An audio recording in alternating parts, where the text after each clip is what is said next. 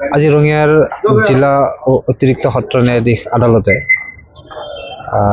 এক হত্যাৰ গোচৰ সংক্ৰান্তে গোচৰ নম্বৰ 14/23 আৰু Kamalpur PS case number 133/20 under section 302 of the IPC এই গোচৰ সংক্ৰান্তে একিউজ দীপেন কাকতিক যাৱজ্জীৱন কাৰাদণ্ড বিহিছে আৰু নগদ 5,000 টকাৰ জৰিমনা বিহিছে আৰু নগদ এই 5,000 টকাৰ জৰিমনা অবিহনে তেওঁৰ ওপৰত আৰু অতিৰিক্ত 1 মাহ চিম্পল ইমপ্ৰিজনমেণ্ট আজি ঘোষণা কৰিছে।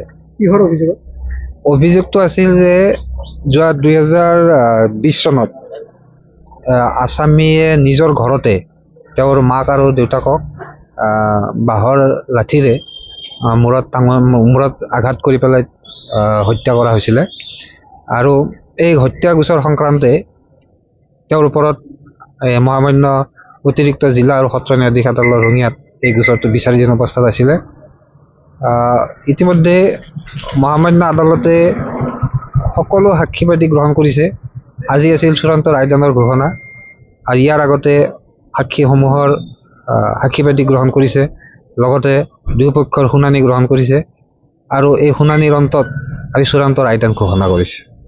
এই গোচৰটো ৰঙিয়াৰ মহামান্য অতিৰিক্ত জিলা ও সত্ৰ ন্যায়াধীশ মুকুল চেতিয়াৰ আদালতে বিচাৰ কৰি আছিলে আৰু আজি এই বিচাৰাধীন অৱস্থাত থকা কেছটো চূড়ান্ত ৰায়দান ঘোষণা কৰিছে। এই হত্যাকাণ্ডটো কিহৰ কাৰণে হৈছিল?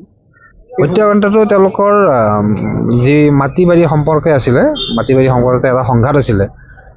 সেই সংঘাত অনুযায়ী গোচৰটোত তেওঁলোকৰ মাজত মনোমালিন্য ঘটিল আৰু সেই মনোমালিন্য অনুযায়ী এই আছামী দীপেন কাকতিয়ে নিজৰ মাক দেউতাককে হত্যা কৰিলে। ইয়াত উল্লেখ কৰিব লাগিব এই গোচৰটো তেওঁৰ দাদায়েক ভূপেন কাকতিয়ে দাখিল কৰিছিলে।